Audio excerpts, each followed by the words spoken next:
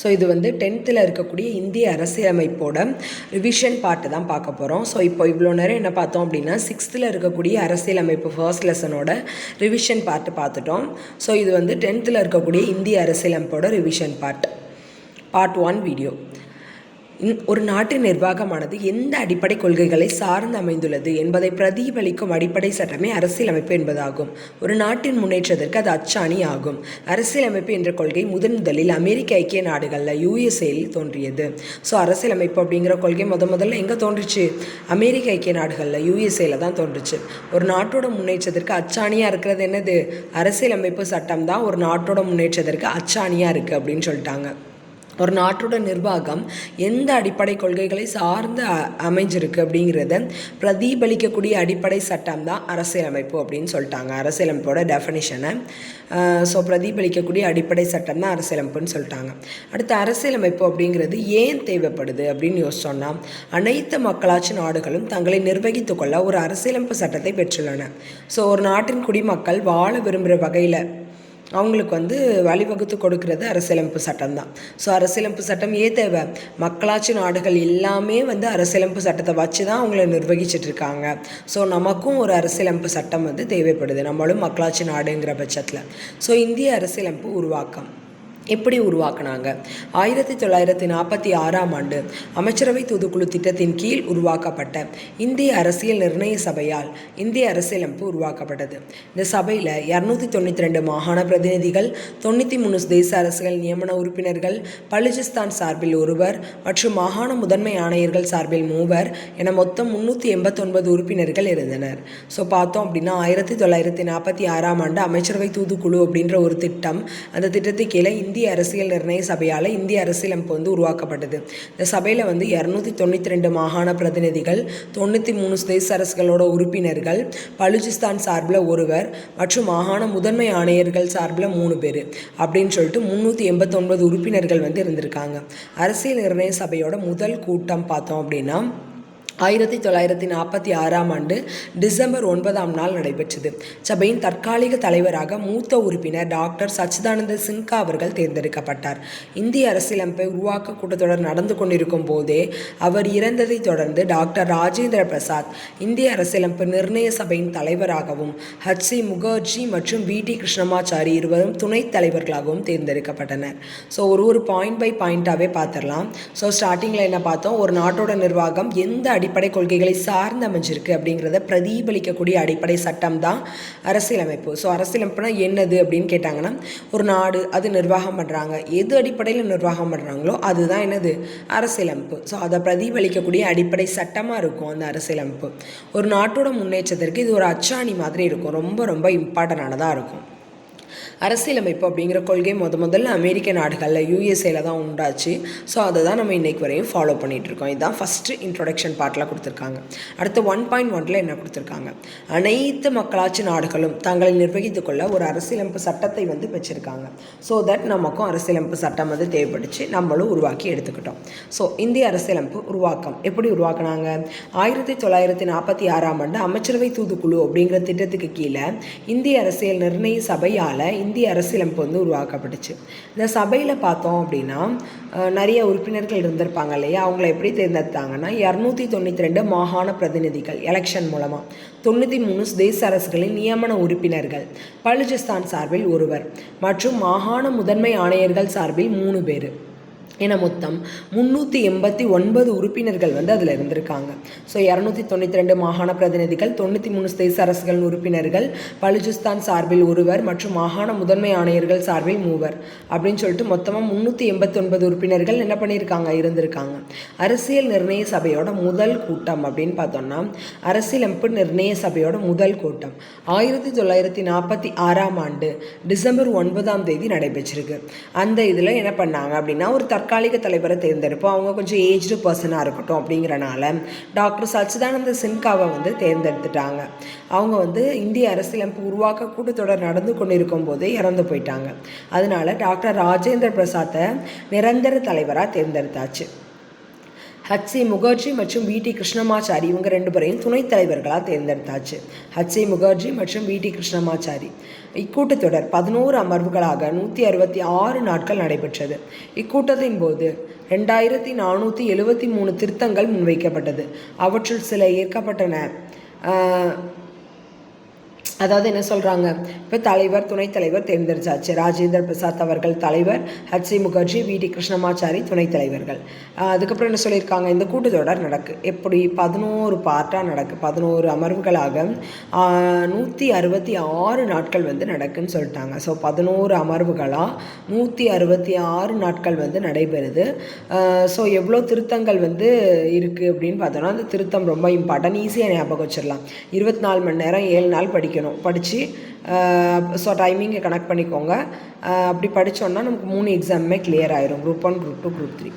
So இந்திய அரசியலமைப்பு சட்ட வரைவு குழுவோட தலைவர் டாக்டர் B.R. அம்பேத்கர் தலைமையின் கீழ் இந்திய அரசியலமைப்பு சட்டம் உருவாக்கப்பட்டது. எனவே அவர் இந்திய அரசியலமைப்பின் தந்தை என அறியப்படுகிறார். ஸோ இந்திய அரசியலமைப்பு சட்ட வரைவு குழுவோட தலைவர் யார்? Doctor B.R. அம்பேத்கர். அவருடைய தலைமைக்கு கீழே தான் இந்திய அரசியலமைப்பு சட்டம் உருவாக்கப்பட்டிருக்கு. அதனால தான் அவரை என்ன சொல்கிறோம், இந்திய அரசியலமைப்பு சட்டத்தோட தந்தை அப்படின்னு சொல்கிறோம். ஸோ இந்திய அரசியலமைப்பு சட்டம் எழுதப்பட்டதுக்கு அப்புறமா பொதுமக்கள், பத்திரிகைகள், மாகாண சட்டமன்றங்கள் எல்லாருமே இதை விவாதிக்கிறாங்க.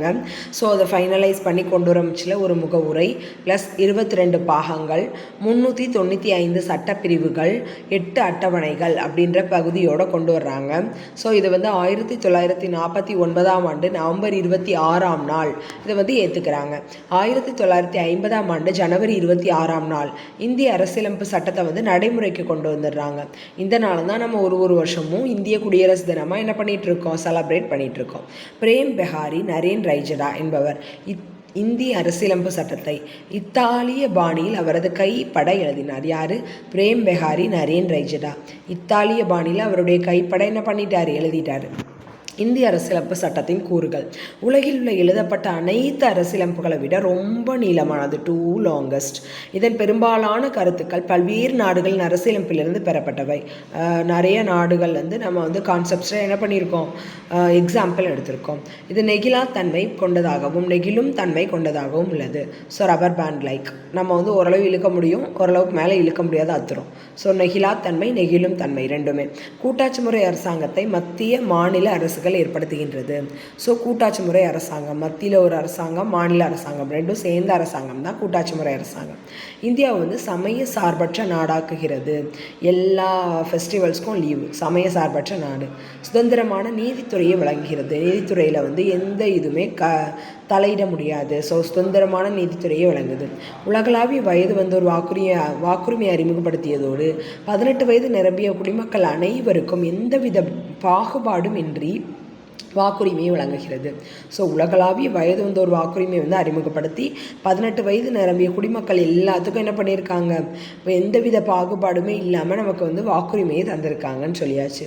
இப்போ முகவுரை என்ற சொல் அரசியலமைப்பின் அறிமுகம் அல்லது முன்னுரை என்பதை குறிக்கிறது. இது அரசியலமைப்பின் அடிப்படை கொள்கைகள், நோக்கங்கள் மற்றும் லட்சியங்களை உள்ளடக்கியது. இது பெரும் மதிப்புடன் அரசியலமைப்பின் திறவுகோல் என குறிப்பிடப்படுகிறது. ஸோ முகவுரை அப்படிங்கிற சொல் அரசியலமைப்புக்கு ஒரு இன்ட்ரோடக்ஷன் அப்படின்னு எடுத்துக்கலாம். ஸோ இது என்ன சொல்கிறாங்கன்னா, அரசியலமைப்பின் அடிப்படை கொள்கைகள், நோக்கங்கள் மற்றும் லட்சியங்களை இந்த முகவுரை உள்ளடக்கினதாக இருக்கும்.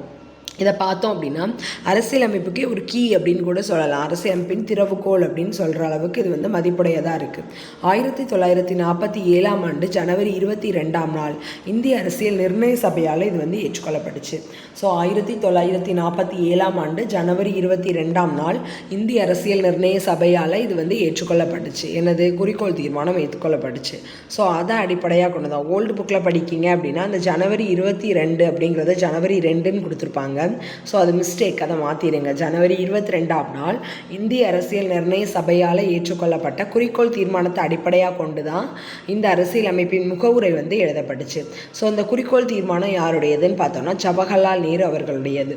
ஸோ முகவுரையானது 1976ஆம் ஆண்டு 42வது அரசியலமைப்பு சட்ட திருத்தத்தின்படி திருத்தப்பட்டிருக்கு. 1976ஆம் ஆண்டு 42வது அரசியலமைப்பு சட்ட திருத்தத்துப்படி என்ன பண்ணியிருக்கோம், முகவுரையை நம்ம திருத்தியிருக்கோம். ஒரே ஒரு டைம் திருத்தியிருக்கோம். இதுவரையுமே முகவுரை ஒரே ஒரு டைம் தான் திருத்தப்பட்டிருக்கு. 1976ஆம் ஆண்டு 42வது அரசியலமைப்பு சட்ட திருத்தத்துப்படி ஒரே ஒரு டைம் நம்ம என்ன பண்ணியிருக்கோம், திருத்தியிருக்கோம். அதன்படி சமதர்மம், சமய சார்பின்மை, ஒருமைப்பாடு போன்ற 3 புதிய சொற்கள் சேர்க்கப்பட்டன. ஸோ சமதர்மம், சமய சார்பின்மை, ஒருமைப்பாடு அப்படிங்கிற இந்த 3 சொல்லையும் நம்ம இதில் ஆட் ஆன் பண்ணியிருக்கோம். இந்திய மக்களாகிய நாம் என்ற சொற்களுடன் இந்திய அரசியலமைப்பின் முகவுரை தொடங்குகிறது. இதிலிருந்து இந்திய மக்களே இந்திய அரசியலமைப்பின் ஆதாரம் என நாம் அறியலாம். ஸோ இந்திய மக்களாகிய நாம் அப்படிங்கிற சொல்லோட இந்திய அரசியலமைப்போட முகவுரை தொடங்குது. இதுலேருந்து பார்த்தோம் அப்படின்னா இந்திய மக்கள் தான் இந்திய அரசியலமைப்புக்கே ஒரு ஆதாரம் அப்படிங்கிறது நமக்கு தெரியுது. ஸோ இந்தியா ஒரு இறையாண்மை மிக்க சமதர்ம சமய சார்பற்ற ஜனநாயக குடியரசு என நமது அரசியலமைப்பின் முகவுரை கூறுகிறது. ஸோ இந்திய அரசியலமைப்போட முகவுரை எப்படி தொடங்குது, இந்திய மக்களாகிய நாம் அப்படின்னு சொல்லி தொடங்குது. ஸோ இதுலேருந்து இந்திய மக்களே இந்திய அரசியலமைப்புக்கு ஆதாரம் அப்படின்னு நமக்கு தெரியுது. ஸோ இந்தியா பார்த்தோம் அப்படின்னா ஒரு இறையாண்மை மிக்க சமதர்ம சமய சார்பற்ற ஜனநாயக குடியரசு என நமது அரசியலமைப்பின் முகவுரை நமக்கு சொல்லுது. இந்திய குடிமக்கள் அனைவருக்கும் சமூக, பொருளாதார, அரசியல், நீதி என அனைத்திலும் பாதுகாப்பு வழங்குறது தான் இதனுடைய முக்கியமான நோக்கமாக இருக்குது. 1789ஆம் ஆண்டு பிரெஞ்சு புரட்சியின் போது சுதந்திரம், சமத்துவம், சகோதரத்துவம் ஆகியவை முக்கிய முழக்கங்களாயின. 1789ஆம் ஆண்டு பிரெஞ்சு புரட்சியின் போது சுதந்திரம், சமத்துவம், சகோதரத்துவம் இது எல்லாமே முக்கிய முழக்கங்களாக ஆயிருக்கு. இந்திய அரசியலமைப்பின் முகவுரையில் இதுக்கு எல்லாத்துக்குமே முக்கியத்துவம் தரப்பட்டிருக்குன்னு சொல்லிட்டாங்க. ஸோ குடியுரிமை, சிட்டிசன் என்னும் சொல் சிவிஸ் என்னும் லத்தீன் சொல்லிலிருந்து பெறப்பட்டதாகும். ஸோ சிட்டிசன் அப்படிங்கிற சொல்லை எடுத்துக்கிட்டோம் அப்படின்னா இது சிவிஸ் அப்படிங்கிற லத்தீன் சொல்லிலிருந்து பெறப்பட்டதாகும். இதன் பொருள் ஒரு நகர அரசில் வசிப்பவர் என்பதாகும். இதனுடைய மீனிங் பார்த்தோம் அப்படின்னா என்னது, ஒரு நகர அரசில் வசிப்பவர் என்பதாகும். இந்திய அரசியலமைப்பு இந்தியா முழுவதும் பார்த்தோம்னா ஒரே மாதிரியான ஒற்றை குடியுரிமையை வழங்குகிறது. இந்திய அரசியலமைப்பின் பகுதி 2 சட்டப்பிரிவுகள் 5லிருந்து 11 வரை குடியுரிமையை பற்றி விளக்குகின்றன. ஸோ சிட்டிசன் அப்படிங்கிற சொல் பார்த்தோம்னா சிவிஸ் அப்படிங்கிற லத்தீன் சொல்லிருந்து பெறப்பட்டதாக இருக்குது. இதனுடைய பொருள் பார்த்தோம் அப்படின்னா நகர அரசில் வசிப்பவர். ஸோ இந்திய அரசியலமைப்பு இந்திய நாடு முழுவதும் ஒரே மாதிரியான ஒரு ஒற்றை குடியுரிமையை வழங்கியிருக்கு. அரசியலமைப்போட பகுதி 2 சட்டப்பிரிவுகள் 5லேருந்து 11 வரையும் பார்த்தோம்னா இந்த குடியுரிமையை பற்றி நமக்கு விளக்கி சொல்லுது. குடியுரிமை சட்டம் 1955. இந்திய அரசியலமைப்பு சட்டம் நடைமுறைக்கு வந்ததுக்கு அப்புறமா 1955 இயற்றப்பட்டதான் குடியுரிமை சட்டம்.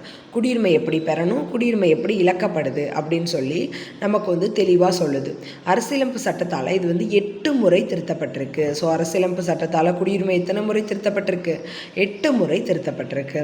குடியுரிமை பெறுதல் 1955 படி பார்த்தோம் அப்படின்னா 1950ஆம் ஆண்டு ஜனவரி 26க்கு அன்றோ அல்லது அதுக்கு பின்னாடியோ இந்தியாவில் பிறந்தோம்னா குடியுரிமை. ஸோ பிறப்பின் மூலம்.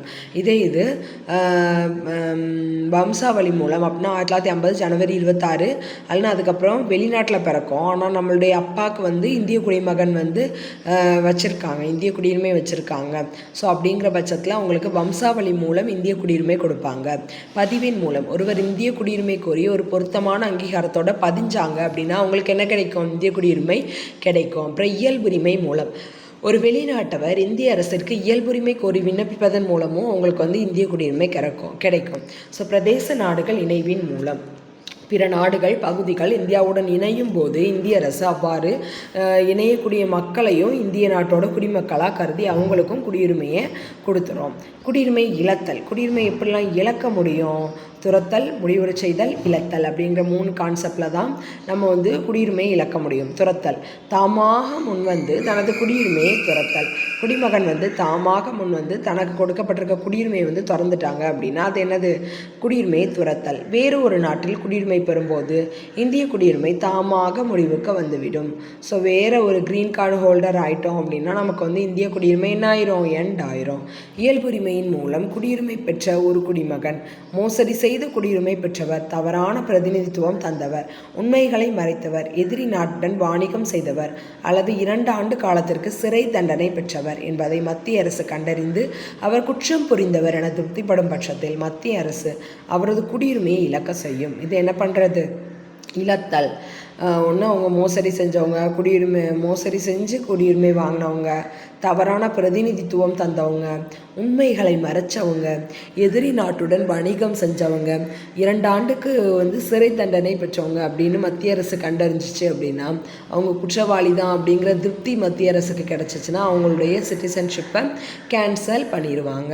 அப்புறமா அடிப்படை உரிமை. இந்திய அரசியலமைப்பு சட்டம் பகுதி 3 12லிருந்து 35 வரையுள்ள சட்டப்பிரிவுகள் அடிப்படை உரிமைகள் பற்றி கூறுகின்றன. அரசியலமைப்பு உருவாக்கியவர்கள் இந்த அடிப்படை உரிமைகளை அமெரிக்க ஐக்கிய நாடுகளின் தாக்கத்தால் உருவாக்கினார்கள். ஸோ அரசியலமைப்பு அப்படிங்கிற கான்செப்டே நம்ம அமெரிக்காவிலேருந்து தான் கொண்டு வந்தோம். ப்ளஸ் இந்த அடிப்படை உரிமை அப்படின்னு எடுக்கமிச்சில் இந்திய அரசியலமைப்பு சட்டம் பகுதி 3 12லேருந்து 35 வரையும் இருக்கிறது நமக்கு அடிப்படை உரிமைகள் பற்றி சொல்லுது. ஸோ அரசியலமைப்பை உருவாக்கியவர்கள் இந்த அடிப்படை உரிமைகளை அமெரிக்க ஐக்கிய நாடுகளின் தாக்கத்தால் தான் என்ன பண்ணியிருக்காங்க, உருவாக்கியிருக்காங்க அப்படின்னு சொல்லிட்டாங்க. முதல்ல இந்திய அரசியலமைப்புக்கு 7 அடிப்படை உரிமைகளை வழங்கியது. ஆனால் தற்போது 6 அடிப்படை உரிமைகள் மட்டும்தான் இருக்குது. அரசியலமைப்பில் அடிப்படை உரிமைகளின் தாக்கத்தால் உருவாக்குனாங்க. முதல்ல இந்திய அரசியலமைப்பு பார்த்தோம் அப்படின்னா 7 அடிப்படை உரிமைகளை வழங்கினதாக இருந்துச்சு. ஆனால் இப்போ 6 அடிப்படை உரிமைகள் மட்டும்தான் இருக்குது. இந்திய அரசியலமைப்போட பகுதி 3 இந்தியாவோட மகா சாசனம் அப்படின்னு அழைக்கப்படுது. ஸோ அரசியலமைப்பு 7 அடிப்படை உரிமைகளும் இருந்துச்சு, சொத்துரிமையும் சேர்த்து. ஆனால் இப்போ 6 அடிப்படை உரிமைகள் மட்டும்தான் இருக்குது. ஸோ பகுதி 3 இந்திய அரசியலமைப்போட மகா சாசனம் அப்படின்னு சொல்லி சொல்கிறோம். அரசியலமைப்புக்கு உட்பட்டு தீர்வு காணும் உரிமை சட்டப்பிரிவு 32. ஸோ நீதிமன்ற முத்திரையுடன் நீதிமன்றத்தால் வெளியிடப்படும் கட்டளை அல்லது ஆணை நீதி பேராணை அப்படின்னு சொல்கிறோம். இது சில சட்டங்களை நிறைவேற்றாமல் தடை செய்ய நீதிமன்றத்தால் வெளியிடப்படும் ஆணையாகும். உச்சநீதிமன்றம், உயர்நீதிமன்றம் இரண்டுமே 5 வகையான நீதி பேராணைகளை வெளியிடுறதுக்கு அவங்களுக்கு அதிகாரம் இருக்குது.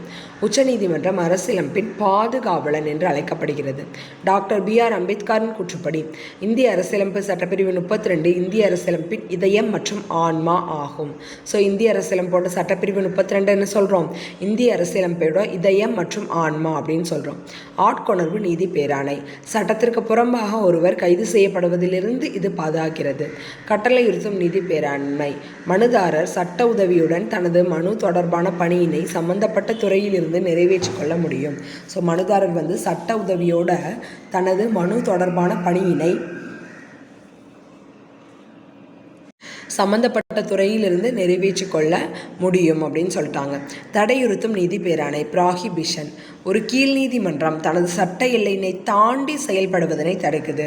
உன்னோட ஏரியாவே இல்லை, அங்கே நீ உன் பவரை காமிச்சிட்டு இருந்த அப்படின்னா இது உன் எல்லை இல்லை அப்படின்னு சுட்டி காமிக்கிறது தான் என்னது, தடையுறுத்தும் நீதி பேராணை.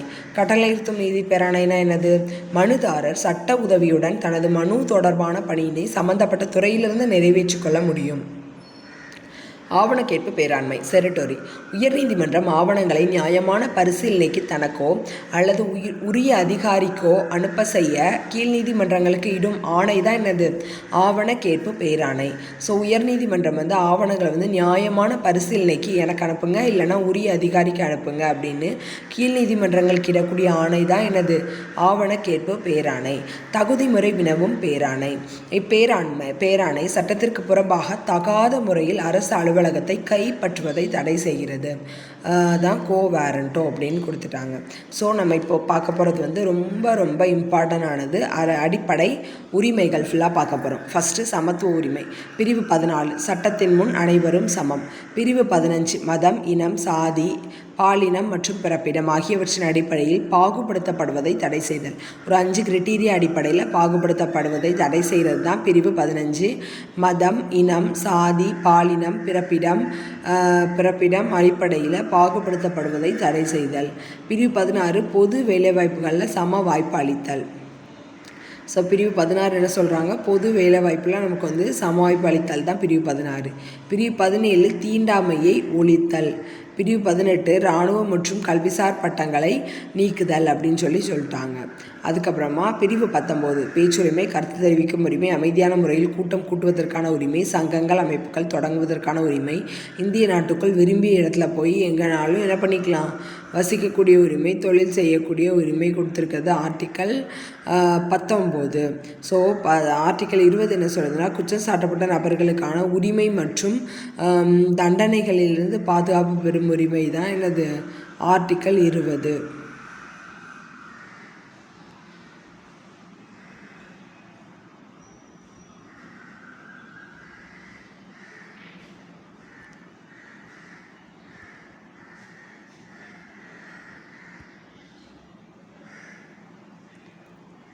பிரிவு 21 வாழ்க்கை மற்றும் தனிப்பட்ட சுதந்திரத்திற்கு பாதுகாப்பு பெறும் உரிமை. வாழ்க்கையும் நம்மளுடைய தனிப்பட்ட சுதந்திரமும் எவ்வளோக்கு எவ்வளோ இம்பார்ட்டனோ அதே மாதிரி தொடக்க கல்வியும் இம்பார்ட்டன்ட்.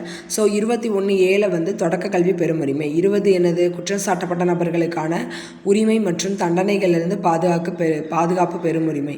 பிரிவு 22 சில வழக்குகளில் கைது செய்து தடுப்பு காவலில் வைப்பதற்கு எதிரான பாதுகாப்பு உரிமை. ஸோ சில வழக்குகளில் கைது செய்து தடுப்பு காவலில் வைப்பதற்கு எதிரான பாதுகாப்பு உரிமை பிரிவு 22. அதுக்கப்புறம் கல்வி கலாச்சார உரிமை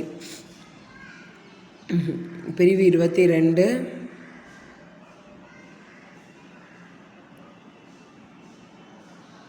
சுரண்டலுக்கு எதிரான உரிமை பிரிவு 23 கட்டாய வேலை, கொத்தடிமை முறை மற்றும் மனிதத்தன்மையற்ற வியாபாரத்தை தடுத்தல் அப்படிங்கிறது தான் பிரிவு 23. கட்டாய வேலை, கொத்தடிமை முறை மற்றும் மனிதத்தன்மையற்ற வியாபாரத்தை தடுத்தல். முந்திலாம் அடிமைகளை வித்துருவாங்க இல்லையா, அதுதான் வந்து மனிதத்தன்மையற்ற வியாபாரம்.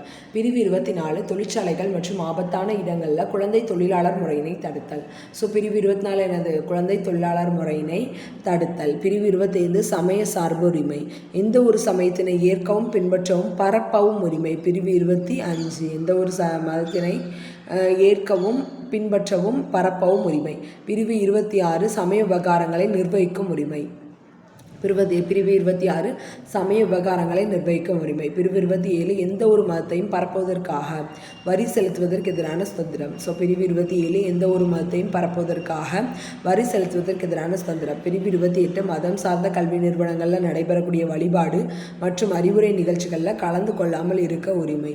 மதம் சார்ந்த கல்வி நிறுவனங்களில் நடைபெறக்கூடிய வழிபாடு மற்றும் அறிவுரை நிகழ்ச்சிகளில் நம்ம கலந்து கொள்ளாமல் இருக்கிற உரிமை தான் பிரிவு 28 அப்படின்னு சொல்லியிருக்காங்க. பிரிவு 29 சிறுபான்மையினரின் எழுத்து, மொழி மற்றும் கலாச்சார பாதுகாப்பு. கல்வி கலாச்சார உரிமையில் சிறுபான்மையினருடைய எழுத்து, மொழி மற்றும் கலாச்சார பாதுகாப்பு பிரிவு 29.